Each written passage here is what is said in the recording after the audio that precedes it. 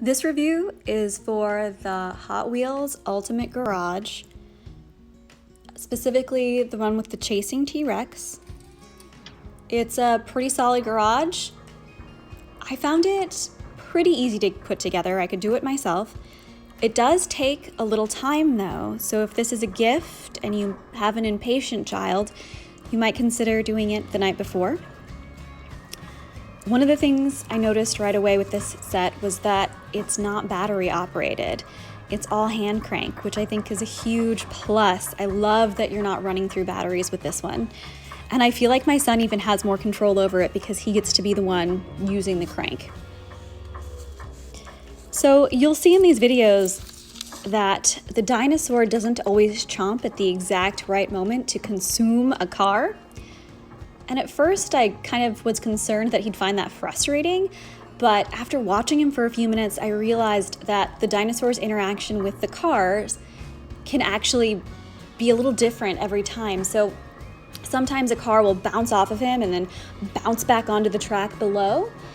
And sometimes they'll just crash into him, two will crash right into him, and the next few will just make the jump.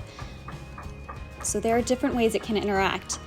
When it does chomp a car, the cars end up in its belly, and then they need to be released from the bottom, and there's a button to do that. So you open the little door and you take them out.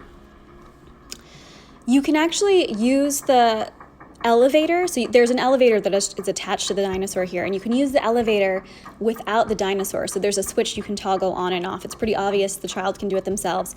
And then the dinosaur will just sit at the bottom, and you can take the cars up to the top with the elevator. When they get up to the top at the elevator, they are automatically released, and then they come down the track. You'll see that there's a ton of parking spaces here on this set.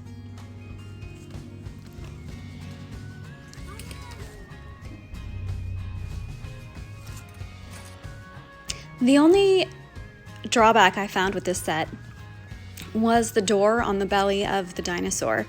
It's a tiny bit difficult to close. It snaps right open when you go to retrieve the cars, but when you go to close it, your initial instinct is to push up, and it won't snap closed if you do that. What you need to do is push forward a little bit, and then it snaps right into place. There's a clip. I attached a clip. It's the last clip of this video, and you can see a demonstration of that. It's pretty simple once you figure it out. Overall, this was a pretty great set. I think that my son is going to enjoy this one for a long time.